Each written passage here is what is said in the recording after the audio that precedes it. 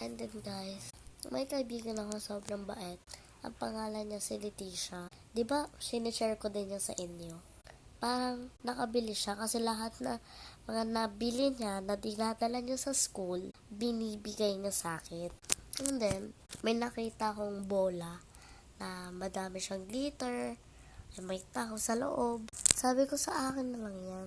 Hindi siya pumapayag. Sabi niya, 700. Ay hindi, 600. And then sabi ko, 600, mahal ba yun? And lilibre niya ako ng keychain. Hindi daw lang isa, dalawa, tatlo. Sabi ko, ayoko yan, sa'yo na lang yan. And nagkunyarian ako na ibibigay ko sa kanya yung mga laruan ko. Pero, hindi ko talaga ibibigay. And nagkukunyarian akong may hinahanap akong laruan na ibibigay sa kanya.